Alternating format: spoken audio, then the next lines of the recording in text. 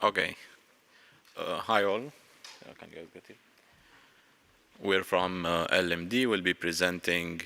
We'll be doing like a 25-30 minutes presentation on llm-d, deep dive on KV cache and what we're doing there. Then we'll be running a tutorial, a hands-on tutorial on Kubernetes-native routing for or inference routing for LLM inference and how llm-d improves it. So I'm Maroon Ayoub. I'm a llm-d maintainer. I lead the KV disaggregation SIG from IBM Research. Tyler. Yeah, hey, I'm Tyler. I am a vLLM core maintainer. I also work on llm-d, and I lead the vLLM large-scale serving SIG, as well as the co-lead the llm-d PD disaggregation SIG. I'm Kay from DaoCloud. We work for Kubernetes and VM and build the token factory with the llm-d technology. Yeah, so originally had two more co-speakers who couldn't make it. Danny Harnick, a co-lead also of KV disaggregation SIG from IBM Research. Michal Malka, a manager in IBM Research for llm-d, replaced by Vita, Bortnikov, and Nili guy. Also, Nili, both in KV, in Inference Scheduling SIG, also managing in IBM for llm-d, also didn't make it, so you're left with us here, but I think you'll find the content very valuable. So before we start with the presentation, let's all, if you have your computer, head to the llm-d repo, llm-d organization, llm-d repo. And on the top right, if you see a star or start section not highlighted with yellow, click it to unlock the tutorial. And from there, we'll go to pull requests, KV cache wins you can feel, KubeCon hands-on guide.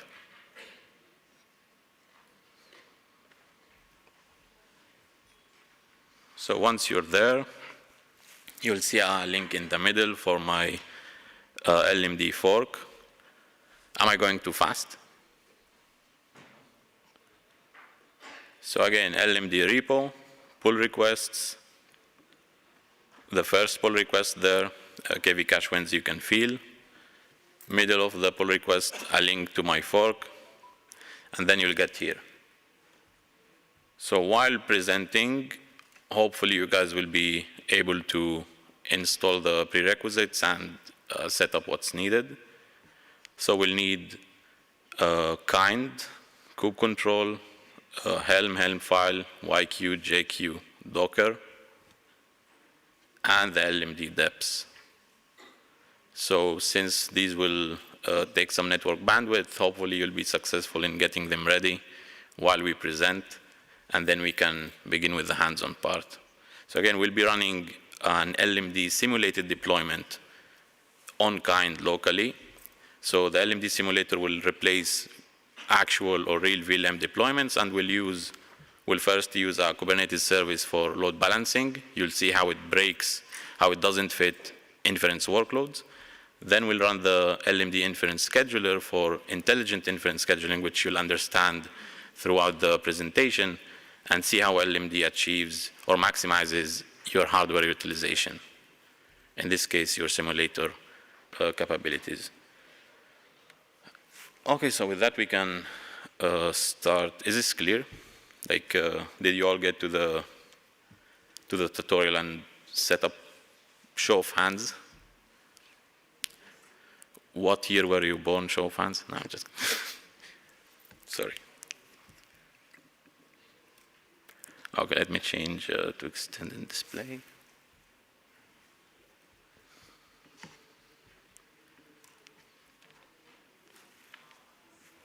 Okay, so we'll start with a joke that encapsulates the essence of what we're doing here. Two LMs walk into a bar. The first one orders a beer. The bartender goes, "That'll be $3." The second LM says, "Beer, but I'm paying cash." And that's pretty much the essence of KV cache management. You'll be transforming your cache bills into cache hits And we'll understand how that works in a bit, where Tyler will explain KV cache and transformers and so on. So you also see this in mainstream AI providers such as OpenAI, Anthropic, Gemini, and others, or Google and others, where you pay about 10x less for cache tokens. And with this talk or with this tutorial, understand where that comes from and how that works. Okay, go ahead. All right, so I'm going to talk a bit about transformers and attention. Mostly I want to kind of get a sense of the costs of LLM inference, especially the ones that you'll see as you deploy LLMs, and the ones that you really have to think about as you use llm-d.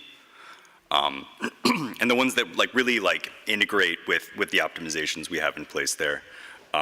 So first of all, are people familiar with transformers here? Does this look familiar to folks? Yes, kind of. Okay. Okay, so good. Okay, so in a transformer, so we get some text, we tokenize it, we pass the tokenizers to an embedding layer. These turn into hidden states, and then we have a bunch of layers, and then at the end we have an LLM head, and then that turns into tokens, and then that ends up getting turned into text at the end. So each layer of a transformer, and this is from GPT-1, where there's 12 layers. Each layer has two major components, attention followed by feed forward.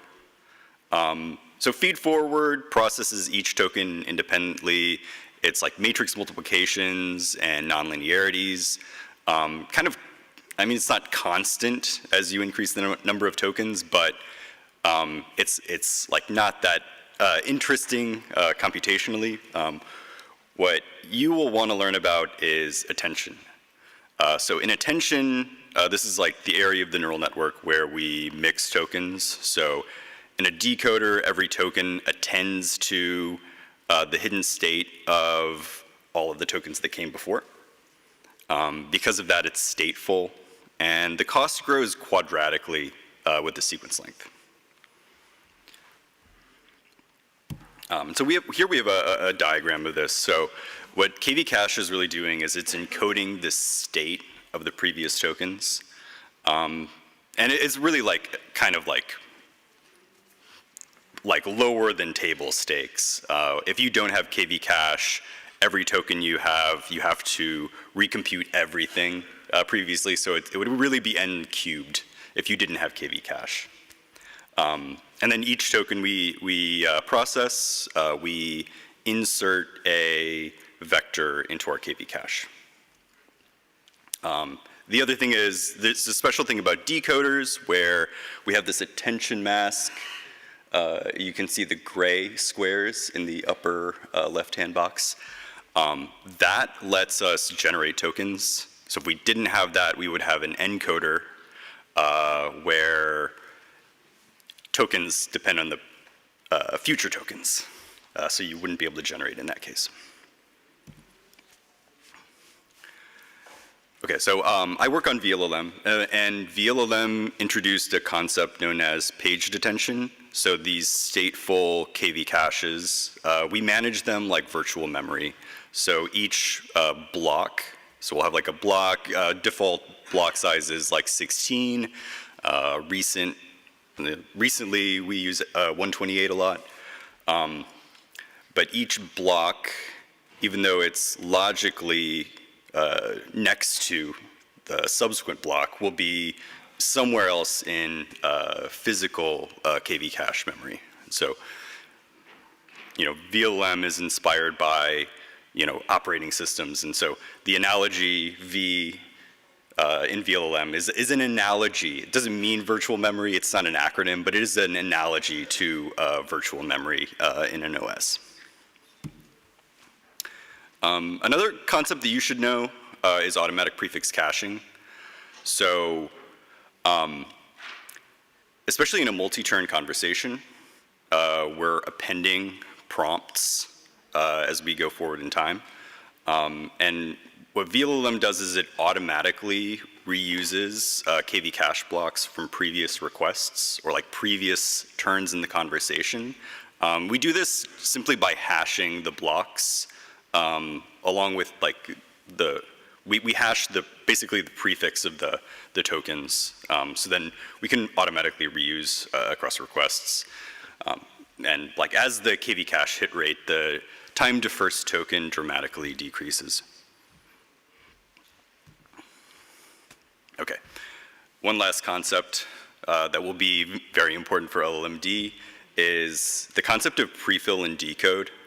So we've basically got two phases of computation in LLM inference. So prefill is prompt processing, and decode is token generation.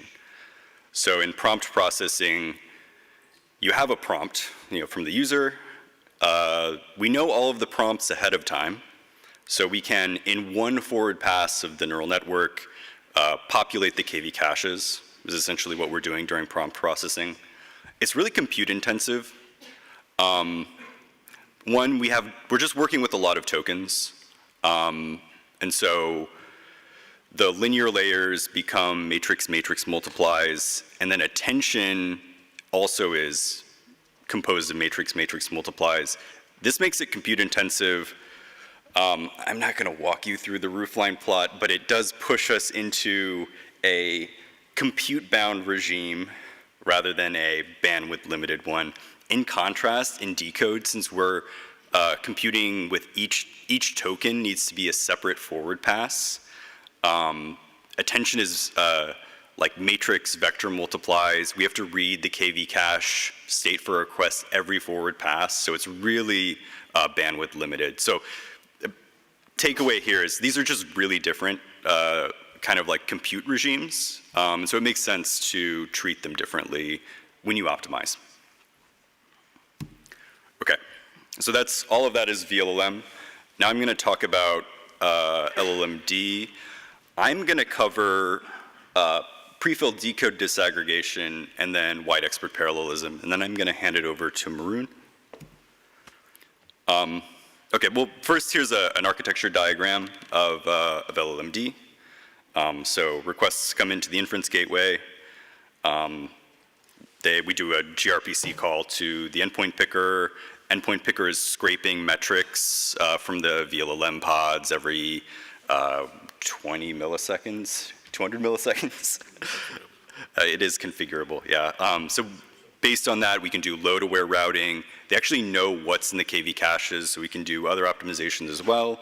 And then we route to the vLLM pods that we've selected. Okay, so in llm-d, we have these like concepts known as like well-lit paths. So these are not end-to-end solutions. These aren't like, it's not really installable at this point, but it is the case where you can follow an example from start to end, have a working llm-d deployment, and then you can take that well-lit path and modify it for your needs. So one of the well-lit paths is prefill decode disaggregation, where like I mentioned before, we've got these two phases of LLM inference. We can separate them into different vLLM deployments, and then we can specialize. And typically what we see is we do we have many small prefill deployments, and then maybe one large decode. And we find that this is best for kind of like medium server loads.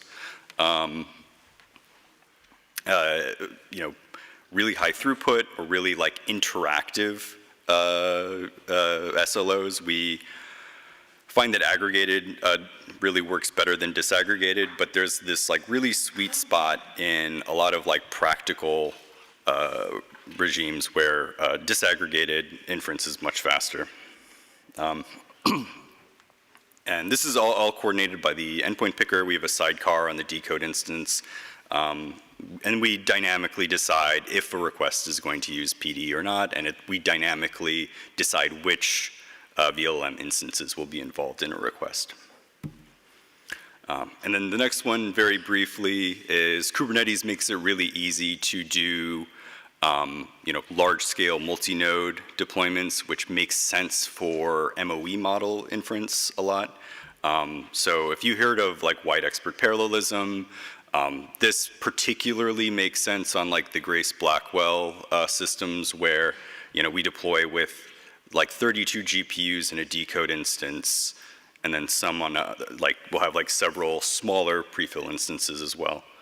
And then we showed in the like llm-d 0.3 blog so we can push it up to like 2.2 K tokens per second per H200 GPU, even up to like 96 GPUs in a decoder. So it like really scales really well. The benefit to this is you can spread the weights across a large number of GPUs, and then you have a ton of KV cache space. And it's really good for like high throughput scenarios, especially like reinforcement learning workloads. Okay, so with that, I'm going to hand it over to Maroon, who's going to talk about intelligent inference scheduling. Yeah, so this part so far has been AI or ML heavy, and that's super important if you're optimizing for inference, and we're trying to push for this intersection of, maybe PyTorch ecosystem that is ML heavy and Kubernetes that is the fun part. And now we're getting to the Kubernetes, like the part where Kubernetes makes a lot of sense and we heavily use it. So before we get there, I want to show you a simple example of why standard load balancing fails, why AI inference workloads are different from the standard cloud workloads we had so far. So Tyler explained a lot on KV cache and why orchestrating it efficiently is crucial for effective inference. Otherwise, and we'll see the other ways now, you'll be burning through your compute. So with a single vLLM, which Tyler covered so far, everything is great. You have vLLM managing its KV cache, a vLLM managing the requests.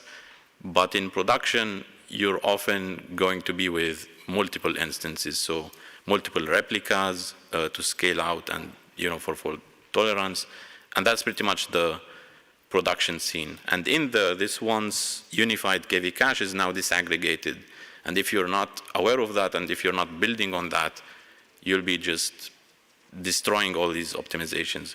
So a simple example here with naive round-robin balancing. So say you have a multi-turn chat workload or an agentic workload where in every step you're growing the context.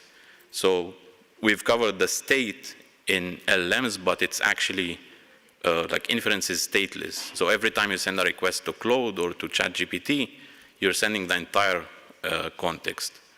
So say you have a couple of steps in a conversation, you send the first one, your naive scheduler decided it should go to pod A. Now you have your KV cache state in pod A. You took some time to think, whatever, and sent your second question or your follow-up. And now the scheduler selects, we're moving in round robin, the scheduler selects pod B. Pod B now has to recompute the entire state. You missed the cache in pod A. You're gonna experience increased TTFT. Your cluster now has duplication of state on GPU memory, which is the scarce resource, and you're pretty much destroying the optimizations Tyler covered. And this is what you'll see happening, like this is the standard scenario with naive load balancing, and you'll see that in the tutorial on the hands-on part, hopefully. So just to go slightly beyond attention, so Tyler covered KV cache for attention, but it's very natural for the AI workloads. So in a multi-turn chat, again, on every turn, you're extending the context and you're sending it every time. So it's important to get KV cache hits on your context, otherwise you're burning compute. We also see this in agents, which is the new big and important workload. So in linear agents, the simple ones, multi-turn tool use, it's similar to multi-turn chat with a few extras, but again, on every step you're building on a large context, and it's important to get a KV cache hit. In advanced agentic patterns such as tree of thought or parallel branching or orchestrating multiple agents, you also have a reuse pattern where each agent or each sub-agent shares context with others, and orchestrating them accordingly is important for cache efficiency and cost efficiency. So one well-lit path in llm-d, intelligent inference scheduling. It's pretty much a no-brainer to have this, and then it's super essential for efficient inferencing. It builds, or it balances two routing paradigms, one being prefix cache aware. So your router or your scheduler is aware of prefix cache states that are distributed in your cluster and makes decisions accordingly. So if it knows a certain pod has the state, it will try to route there. And this creates sticky routing. On the other hand, you have load-aware routing, which looks at waiting queues, running requests, KV cache, or GPU utilization, and so on. And this family, or this family of routing algorithms prefer distributing requests so that you're not hotspotting. And llm-d finds the balance between the two, where you're minimizing your effective compute, but not creating hotspots to maximize utilization of your hardware, pretty much. And this path builds heavily on the Gateway API Inference Extension. So it's an established Kubernetes project pushed by Google and IBM and Red Hat.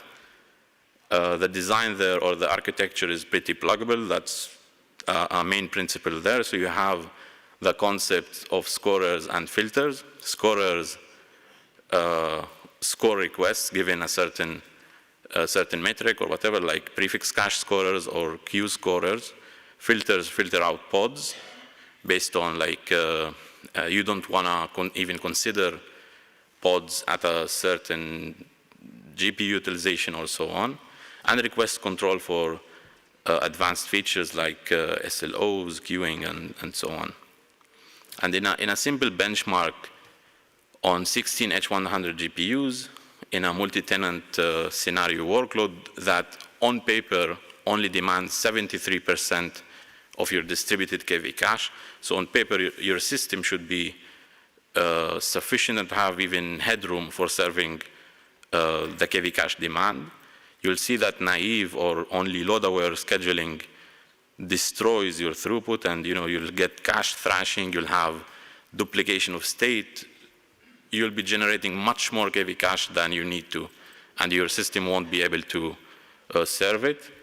And with prefix cache aware routing, you see that these two techniques, which I won't get into, but both of them should at some point deliver optimal performance. You see that it achieves the maximal or the theoretical limit and efficiently manages the disaggregated KV cache pool as one. And you see that two graphs here, effective cache throughput, how many tokens you're serving from your cache directly. This is the llm-d run. These two are, well, this one is the naive or random scheduling or round-robin scheduling, and you see that your cache is pretty effective. In here, you see vLLM waiting requests, where your waiting queues are building up due to this inefficiency. While on the left, you have minimal queuing and good utilization of your hardware.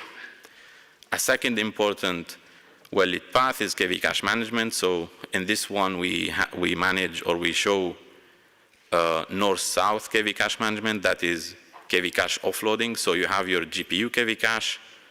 HBM or GPU memory is pretty limited in size, and the most expensive resource pretty much you'll be working with. So we utilize the available CPU memory and storage memory to offload KV cache and use it to expand the KV cache pool vertically. And then we have east-west KV cache management, which tries to implement compute once, reuse anywhere. So if you computed KV cache on one pod or one node, you'd be able to share them across nodes or pods. And we see in a saturation benchmark, you see on the top here the GPU cache saturation point, the point in which we filled the GPU cache memory, which after performance or throughput drops significantly. If you have CPU cache enabled or CPU cache offloading enabled, you have a larger pool that you can use, so it hangs on for a bit longer, but then also once it's full and can't take any more, you get eviction cycles and it also drops significantly, and you have storage which is the largest of them, but also slowest in I/O. So you get to a like middle state, and depending on how fast your storage, you can move this up and down, but you get sustained performance across growing number of users and number of requests. I'll skip through so this work is mostly in vLLM. We're pushing it in vLLM through a KV offloading connector. We have a CPU implementation and a storage implementation, and soon we'll have efficient tiering between the two and so on. I'll skip through the actual backends, but again, another offloading benchmark, which runs about 2.5 token inputs, 200 token outputs, shows that with storage, you get a better sustained throughput as your demand grows. And that's without adding hardware. That's what we're trying to achieve with offloading. And with that, I'll hand it to Kayan to discuss how DaoCloud is using llm-d. Hello. I want to show you some really key use case of the llm-d. I'm from DaoCloud, and we build a lot of on-premise token factory. What is a token factory? Token factory is we build hardware and software together and to output as much as token as it can. For a token factory, there are some real-world scenarios. If we want to build a token factory, there are many models we need to support, such as DeepSeek and Cream for reasoning model, and Kimi and Minimax for the agent model.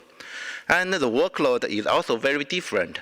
Some application is chat application, and now recently agent is more and more popular. The workload is very different. If the agentic workload can hit more KV cache. And the latest thing is the hardware is different. If in on-premise environment, our customers have different GPUs, for example, the NVIDIA high-end GPU or some other GPU. So why is the scenario is so hard? Because the things are moving too fast. The models are improved very fast in recent years. For example, for DeepSeek v3 use the MLA, and the DeepSeek the v3.2 introduce the DSA. They are so different. There are many things we need to do. And another thing is the cost is very critical because the GPU is very expensive. More tokens means more margin. And the second thing is the SSL is very complex.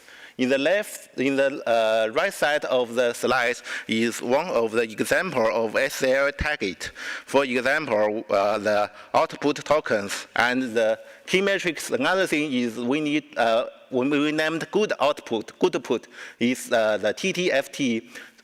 When user can get the first token from the server engine, and the TPOT is the token, the time between token and token, and we need to ensure the SLA.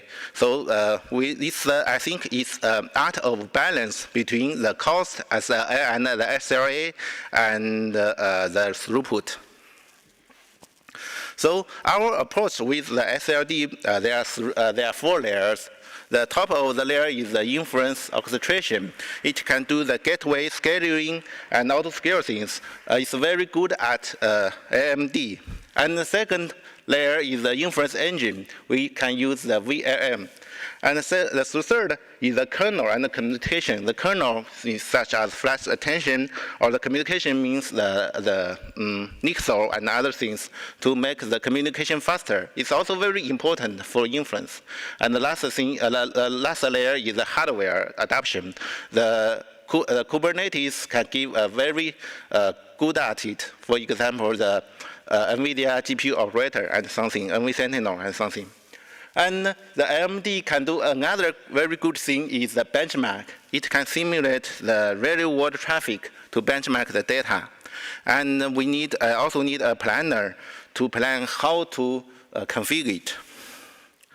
So our workflow is that when we try to build a token factory, first we should plan which model we need to serve and which GPU we have, and we can decide the KV cache, the architecture, the PD radio, and the VM settings. And then we should turn, because the VM and the model are improving fast, so we can apply the latest technology to it to make it faster.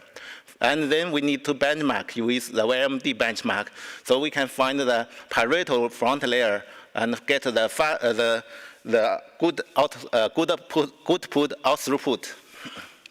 And the next, finally, we can deploy it, and we can set up the monitoring and capture the traffic patterns, and it can be feedback for the next optimizing cycle.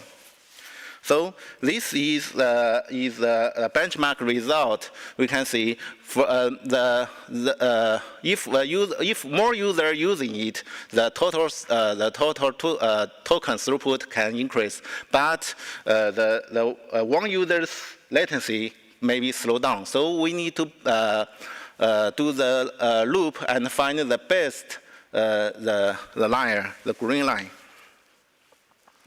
The llm-d can make the loop work. In the router and the traffic control layer, the llm-d intelligence inference scheduler and the KV cache can work as the gateway. And the routing setback can do the communication between the prefill and decode. And next thing is schedule and deployment. We can use the llm-d mode service, leverage Helm to run the VM in the Kubernetes, and we can also use the leader work set and the queue to make it run better. And finally, the benchmark and best practice. The llm-d benchmark provides a very good benchmark infrastructure, and it also introduces the well-lit path as the best practice. This is our architecture for 2 prefill, 1 decode for DeepSeek, TP16, 8 GPU per node. And when a user can access the issue in web on the top, and then go to the Gateway API, then go to the llm-d scheduler, and finally go to using the KV cache, aware routing to the prefill, and the prefill and decode use the nixel to exchange the KV cache information. So the token factory also improving very fast. So we need to next we will try to offload the KV cache from the memory to the storage, and also to mix the training and the inference together to make the hardware more effective, and to do the workload-driven auto-scaling things. Thank you. Okay, last couple of slides. So llm-d now joins the CNCF organization. We're very much looking forward to new contributions, and there's pretty much work all across the stack and places to get into llm-d. I'll present just one roadmap here, or one domain we'll be heavily pushing on in llm-d in the coming months, which is agentic inference, making inference better suited for agentic workloads. So in the last year, llm-d and others kind of got to a very good state on request-centric inference, where you generally and generically serve requests as independent workloads. And now we'll be focusing on workloads, one of them being agentic inference. We have a We have several domains we want to develop in llm-d and establish in the inference ecosystem, being some examples here, program awareness on the scheduler level, so being aware that there's an agentic workflow running and not just individual sets of requests. Context-aware KV cache management, so not naive LRU, which can miss or be not provide optimal orchestration for agentic workloads and others. Semantic KV cache, proactive state management, optimizations for agentic workload and others to push on the next order of magnitude in inference performance. So again, we heavily and we rely on really welcome new contributors and contributions all across the llm-d ecosystem. What you saw here is mostly an llm-d KV cache, llm-d inference scheduler. There's our GitHub repos. You can join Slack, SIG KV disaggregation channel, inference scheduler, and on vLLM we also have work there. On PD, wide EP, and others, we have a SIG PD disaggregation, I think, and weekly community calls for each SIG, and llm-d community call, actually bi-weekly for the llm-d community call and others. We very much want to see you there. So with that, we'll move back to the hands-on section, and with the hands-on tutorial, we're experimenting with Claude Code to see if it fits these kinds of use cases. So together we'll find out if it works well. It should work well, but you know, we'll find out. Okay, let me switch to the. Did you guys progress on the setup and prerequisites? Does anyone need any help setting something? We have.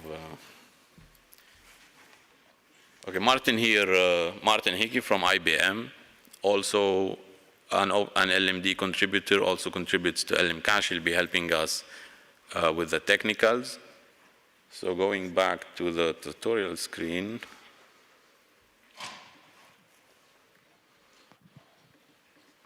Well, we can do questions, actually, on the content, and then continue. Yeah.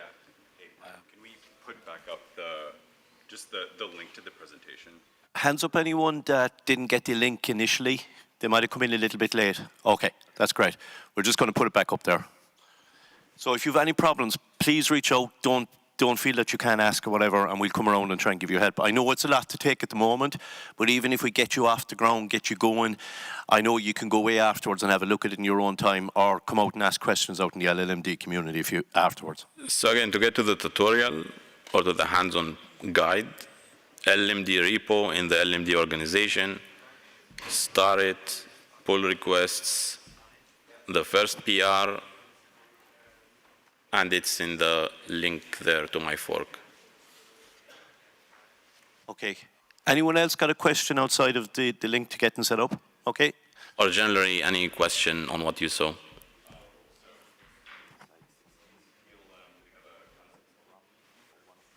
Okay, so assuming you went through the prerequisites and you have a kind cluster with one control plane, 3 workers.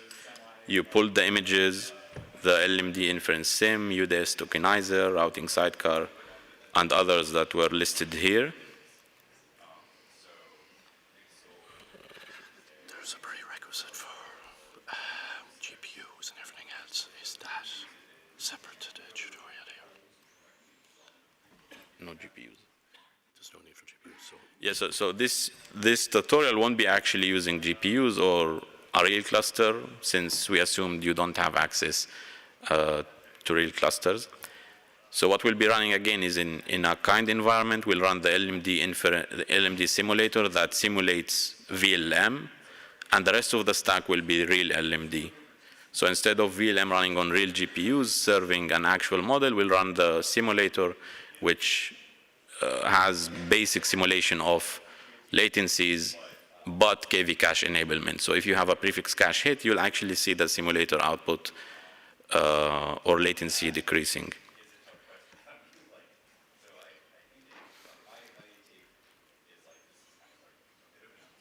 Okay, so at this stage, did everyone go through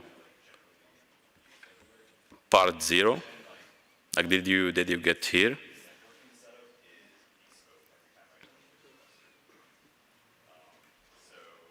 Yeah? By the way, if you're using an agent, there's an agents.md that has all the context needed for this tutorial, and you can have an agent walk you through and make sure the parts are met. So assuming you all have the namespace, we'll start with part 1. We'll use Kubernetes for load balancing. So with that, we're deploying 8 pods of vLLM, but actually simulated vLLM, with a KV cache or a simulated KV cache of 300,000 tokens. So it can hold the state for this much tokens, and it can't serve. It can't, like, if you get to a state where your KV cache is full, you can't serve more requests. Your request will be queuing.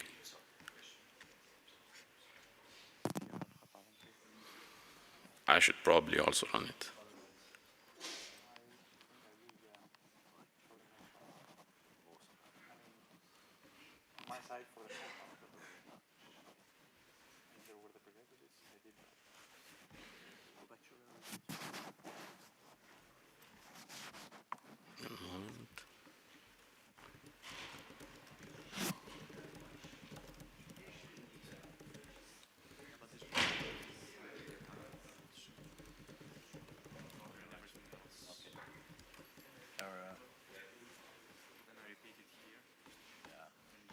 Okay, I think the best value here is to quickly walk through the flow, and then we'll just go around and see everyone doing it.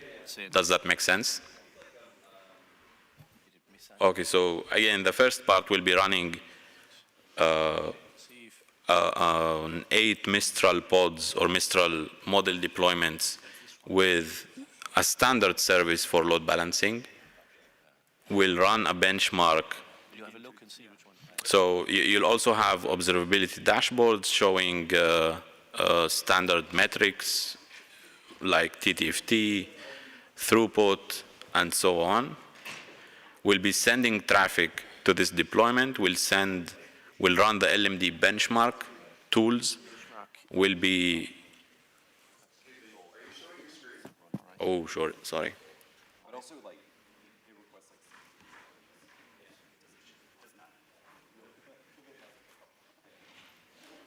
Any other questions?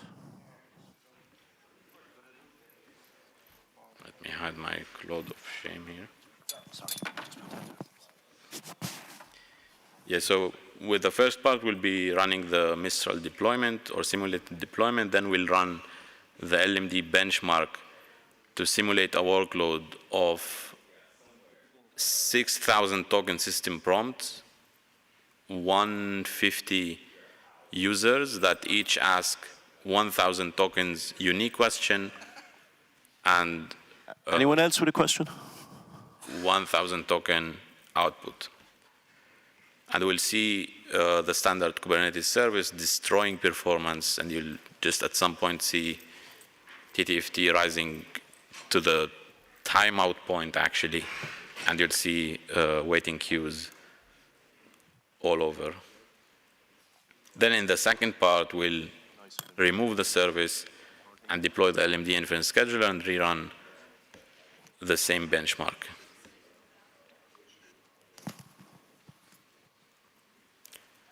So now I guess. One thing in the benchmark manifest is they're requesting like a bunch of RAM and CPUs.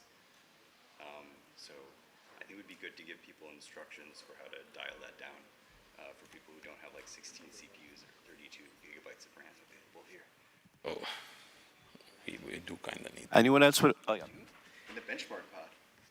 Okay, so for the benchmarking, if you're not, so the workload Hands itself. up if you still have a question, okay, and we'll get around to you. The workload takes, I think, 12 gigs of memory. So an alternative there is running a simple benchmarking script that runs something lightweight.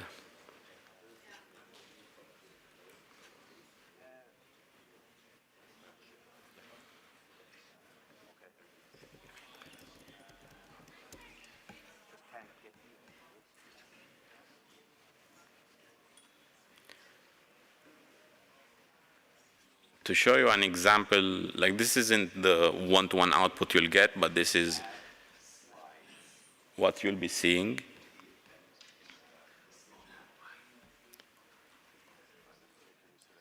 You'll be seeing latency of this sort, the one you saw in the slide. So your naive or your Kubernetes service will be behaving similarly to this with the llm-d intelligent scheduling deployment perfecting utilization. Throughputs, again, the Kubernetes naive deployment will be capping at like 40,000 total tokens processed, and the llm-d deployment will be double. You'll see queuing times shooting up, KV cache usage being more than needed and just flying above 100 and queuing.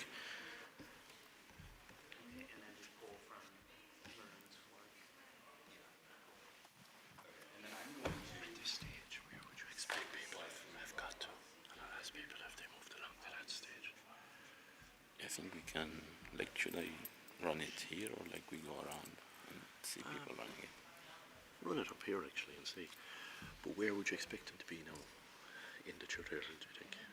They should be in part one. Part one, show me what part one is. Deploying vLLM baselines, opening observability, Okay, all right. and sending Yeah, traffic. you just start kicking it off. You might be able to- I've got pictures and stuff there, okay? I have some pictures, all right?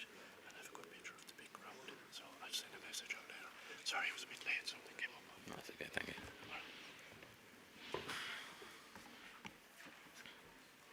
Okay, I'll just come down to you in a minute.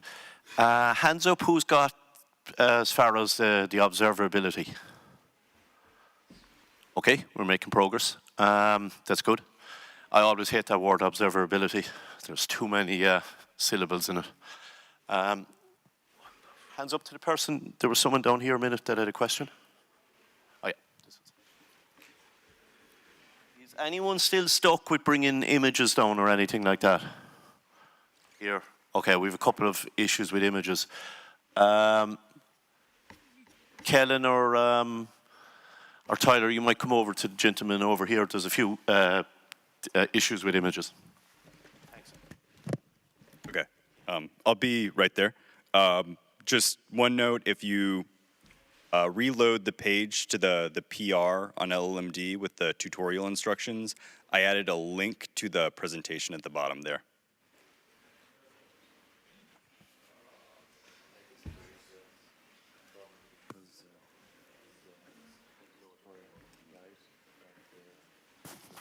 Okay, is there issues with the kind load, but we'd say you can pull it down with Docker manually.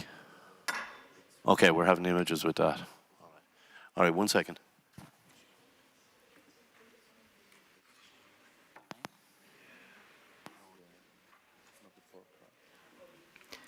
That is not the. Are you guys running it manually or using an agent to go through the sections? Who's using an agent? You guys are pretty hardcore.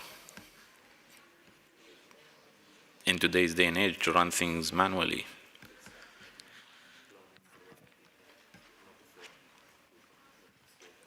I think there's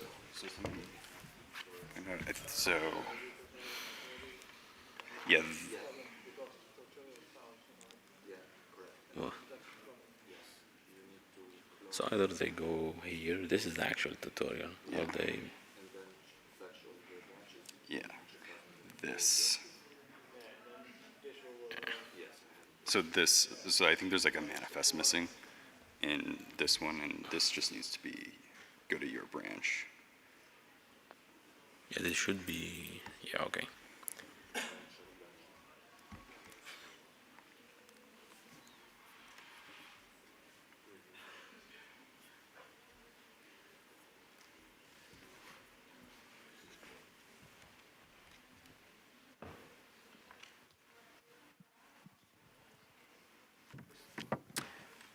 Yeah, so here, we missed updating this. If you're on this page, you should be on my branch, on my fork, so just continue from my branch and don't work from llm-d main.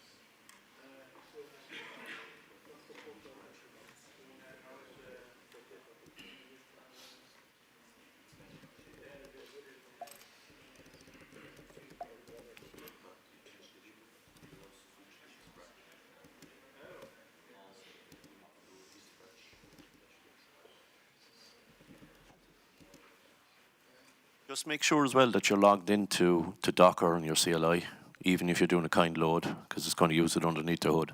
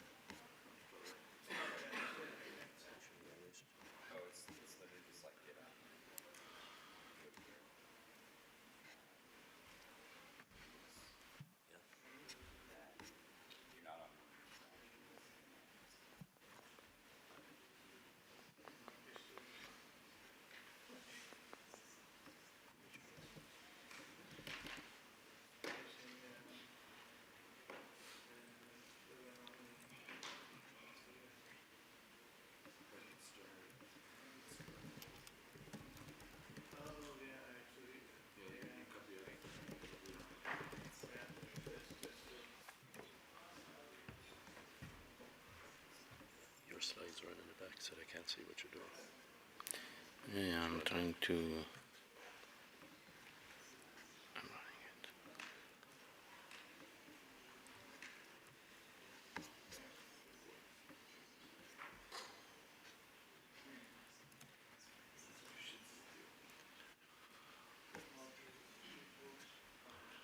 Where would you expect people to be now? Somewhere at the end of stage 1, like running the benchmarks. Running the benchmarks, is it? Yeah.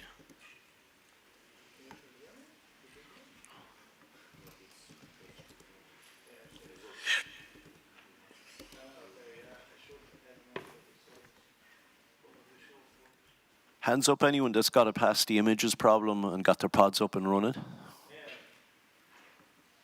Okay. Is there anyone still caught in the images issue? We still got a few.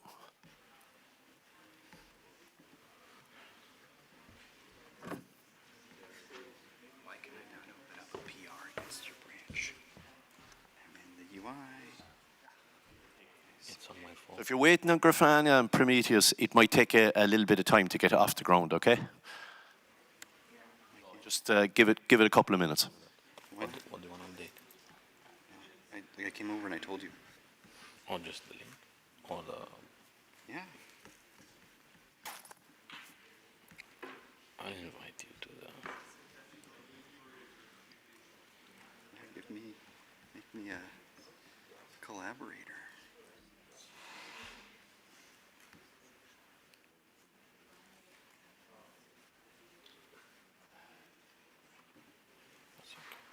TLRM.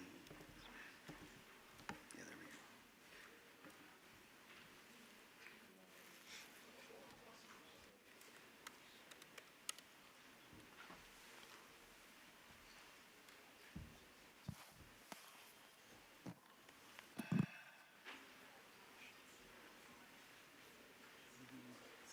You should have it in GitHub.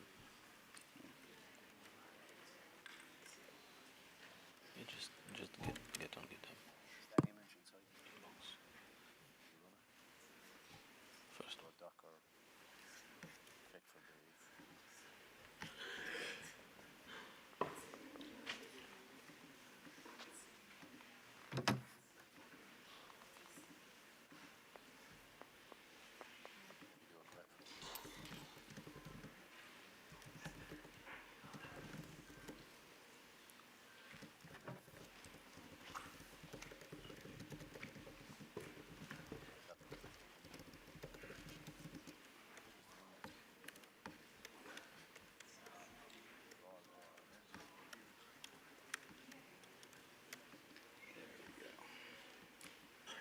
Merge pull request.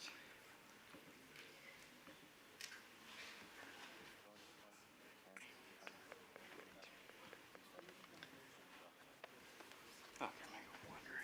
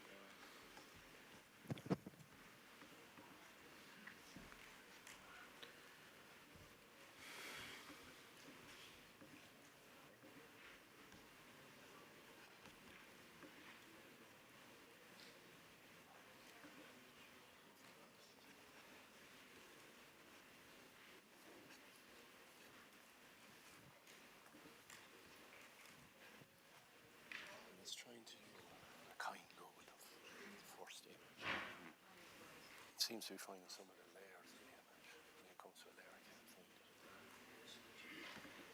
Yeah, which image is that? Very first.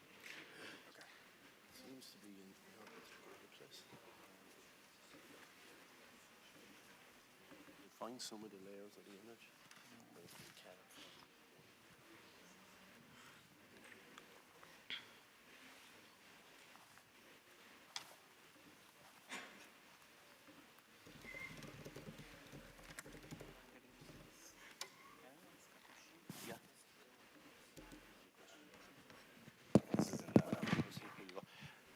Maroon, we have a question here from gentleman. Hi. So I was just wondering that you have shown that you are using NY proxy, and have you implemented yourself? I mean the Gateway API, or you are using something under the hood? Yeah, good question. So the Gateway API originally had nothing for inference. So in there you could contribute HTTP routes to route traffic given an endpoint or a criteria or something to a service or to an ingress. The Gateway API Inference Extension adds the concept of inference pools as a backend. So now you have an inference pool which selects inference pods such as vLLM, SGLang, and others by labels pretty much.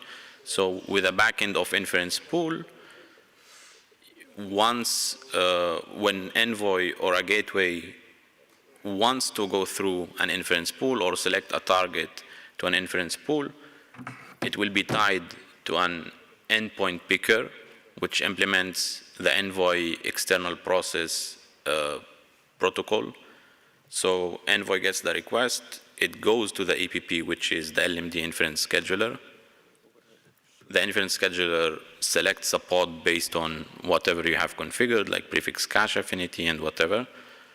Once the pod is selected, it gives it back to Envoy, and Envoy talks to the pod directly and serves the user. So what we implemented is the external process or XTProc protocol, which the Kubernetes Gateway API Inference Extension implements, and the llm-d Inference Scheduler builds on top of or extends. Okay, thank you. Loading the images into kind, like it doesn't see like subsequent layers. I don't know how to debug this. Maybe you could take a look. Yeah, you had a question, yeah? No question.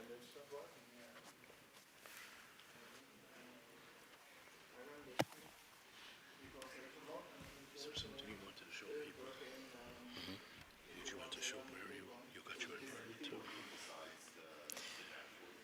The one thing that seems to be coming back is, I was saying it to Tyler, there seems to be one of the images, the very first image that you have to kind load. It seems to be missing a layer in the image. I don't know why. Missing a layer. So yeah, everybody, if you are seeing, if you get to a point where everything works but you can't see anything in Grafana, we are missing some pod monitors on the vLLM inference sim. I'm having Claude work on a PR to get that fixed, and hopefully it's done momentarily, and I will put up a PR against Maroon's branch, and let's try it again.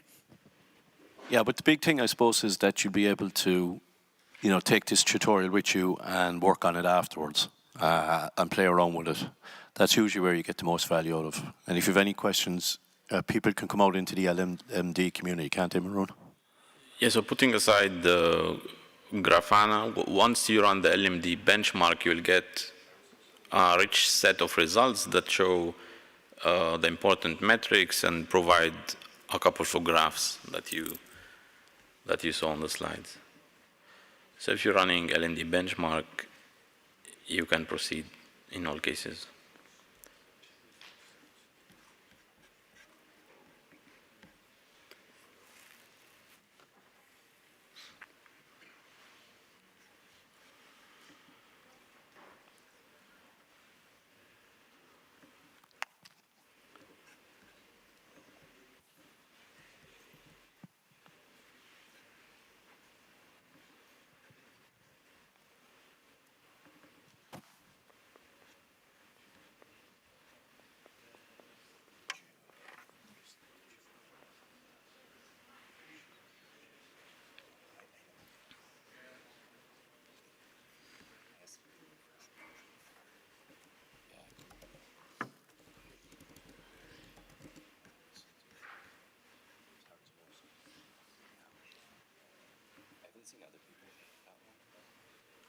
Seems to be some people, but not everybody. So you can use some of those.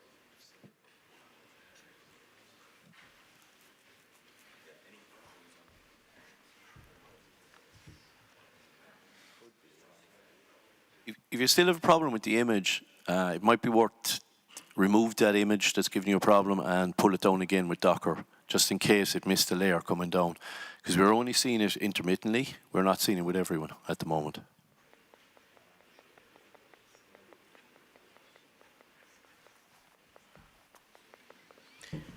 By the way, beyond the tutorial for local benchmarking or testing, we have a simulated accelerators guide, which runs a deployment with the llm-d simulator. From there, the llm-d benchmarking guide or the tutorial can move it forward.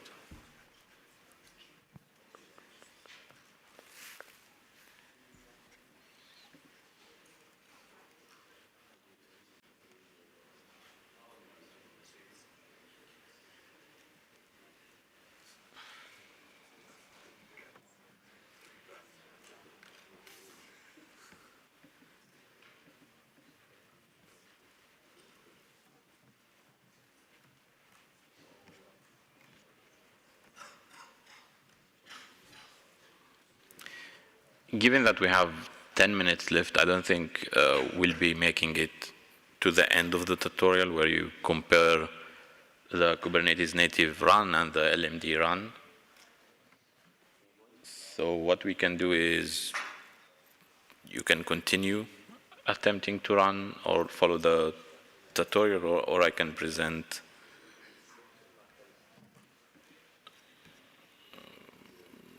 So again, the results you'll be seeing are pretty much what we presented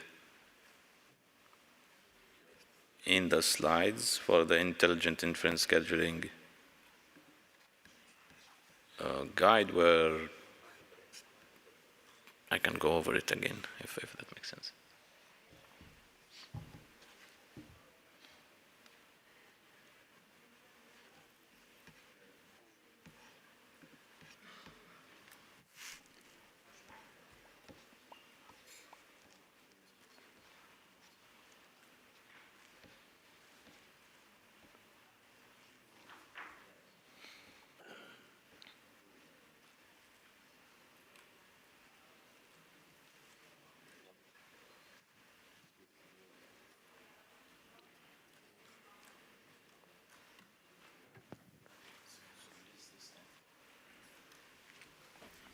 Time-wise, in 8 minutes.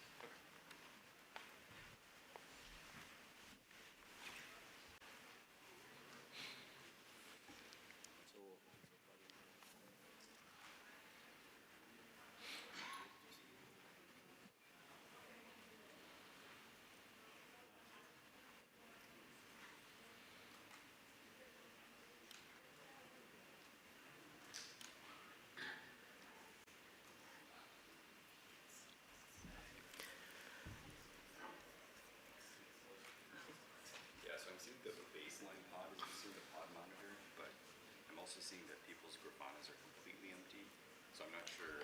Empty? Yeah, empty. In the dashboards. The dashboards. That's because of what monitor. Or you mean the actual, like there is no dashboard? No, I mean, there's no data. So like, yeah, the pod monitors. Yeah, that's because of what monitors are missing. Yeah, but there's like, I think there's like a baseline manifest, and then a non-baseline manifest that has pod monitors in it.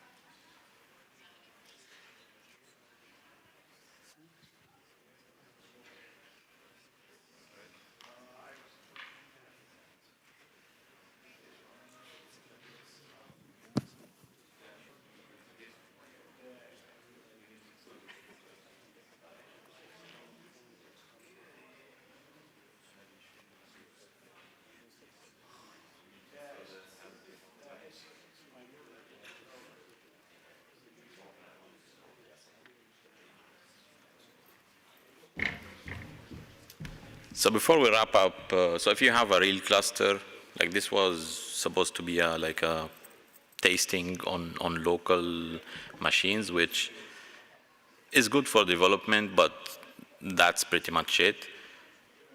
Once you go home and you have access to all your GPUs and you want to run llm-d, so again, we have the llm-d guides in llm-d/guides.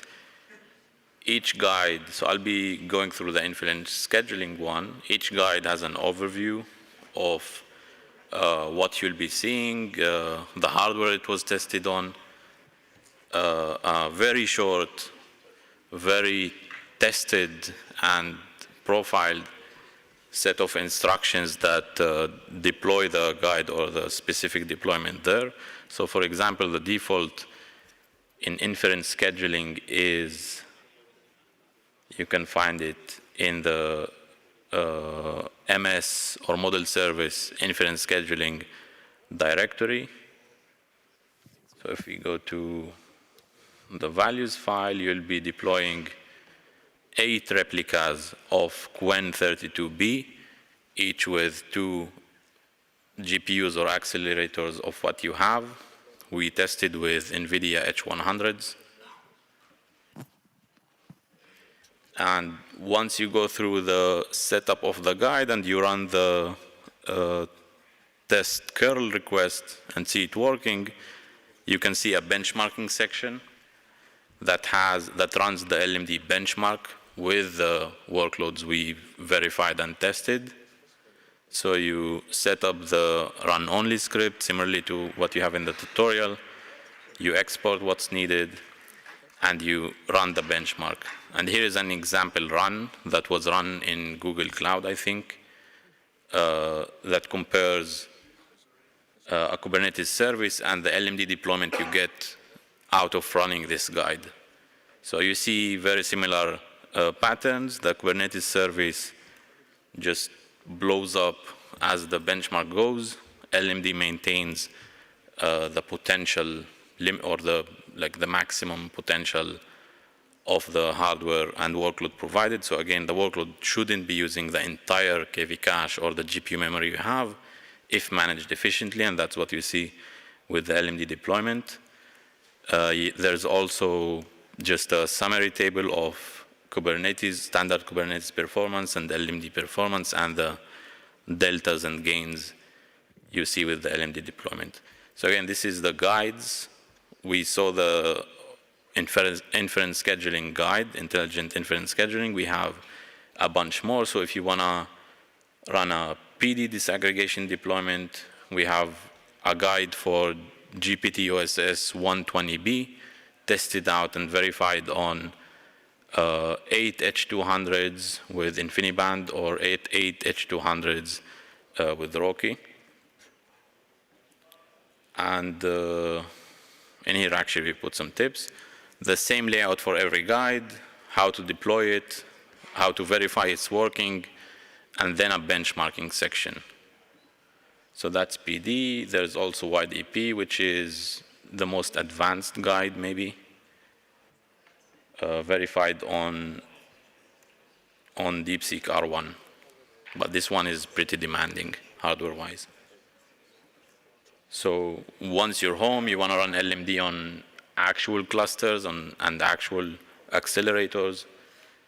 Check out the guides. It's very recommended to start with the inference scheduling guide. It's the most lightweight, it's the most fundamental / basic, but essential in every inference deployment or inference serving deployment. And from there, you can move on to advanced ones like WideEP. And I do have a PR up for the pod monitor fix. Alleged fix.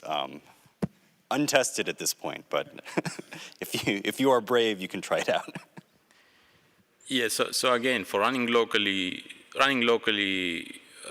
is only suitable for development, and even if you have access to a cluster, like you can also develop on a cluster. In the llm-d inference scheduler repo, you also have guides there and how to easily get started so you can start contributing. We'll be filling up the organization with good first issues currently we're lacking some. We'll be filling them up throughout the week, and we're pretty much looking forward to contributions. We're on time. I think, yeah, we're on time.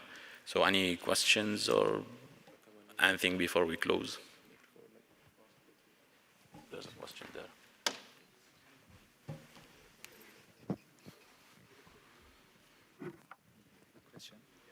Okay, thank you.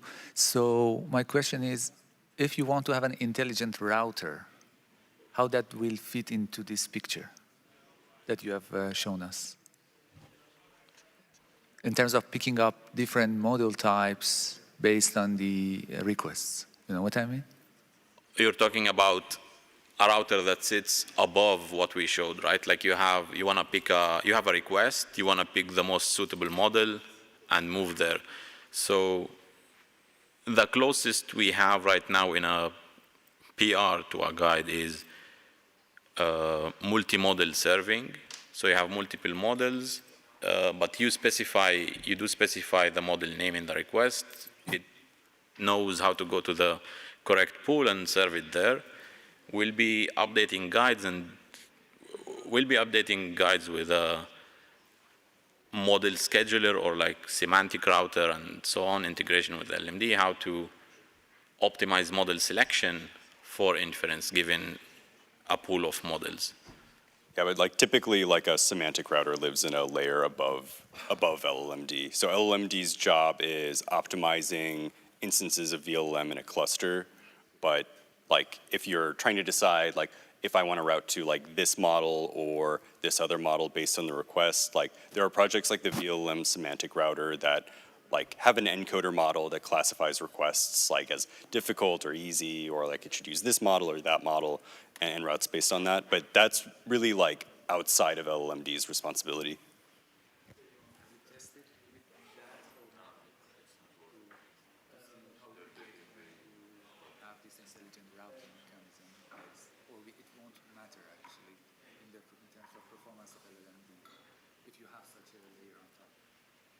Tyler, can you repeat the question? Yeah, so the question is like if we have, like have we measured the performance, like how does llm-d behave in such a situation? I think like I haven't tested it. My take is like it's kind of like orthogonal to llm-d's responsibilities. Yeah, but again, we're actually working on something right now, and we'll have a new llm-d repo or sub-project at some point that shows these integrations and what you can do with intelligent model selection. We've another question here. So if I understand correctly, llm-d kind of shine when you have long context, because you can reuse the cache with the KV cache around your nodes.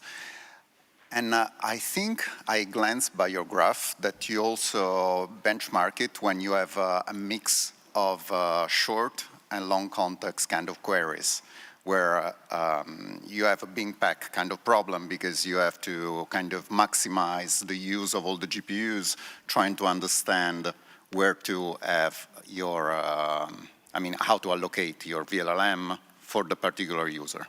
So does vLLM actually does this work of intelligently try to fit all the nodes with the maximum number of requests based on the length of the context associated to the query? Yeah, so llm-d shines. So if one vLLM instance can serve your workload, you're good with just vLLM. If your workload is uniform, you're good with just random routing or round-robin routing. But useful or common production workloads are heterogeneous in nature, so it's not the same input or output ratios or lengths, and you have multiple vLLM instances. So that's where llm-d comes in. It makes sure you're utilizing your distributed vLLM deployments to their best, and you can handle the heterogeneousness of the workloads. Does that answer your question? Tyler, do you want to add?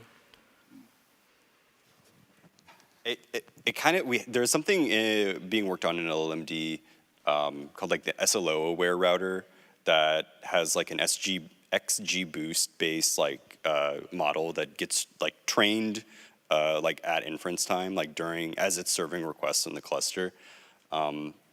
That's like, I think the feature, like the routing strategy that we have in llm-d that like most closely matches what I think you're talking about would be like something like that. The other routing strategies we have are based on like, you know, queue length and number of connected requests and like how full the KV caches are, kind of like more like heuristical kinds of things. Things that make it hard to like kind of like precisely know like what the right vLLM instance to route to would be, like you don't know the number of output tokens ahead of time because like the LLM is the thing that's deciding that. Does that? Yeah. I mean, this answer best better my question. Okay. Thank you. Yeah, thanks. Okay, so maybe we'll pull it in, will we? Yep. So thanks to everyone that turned up today, and a round of applause to all the guys here that helped present it and provide this tutorial. Thank you, guys. Thanks, everybody.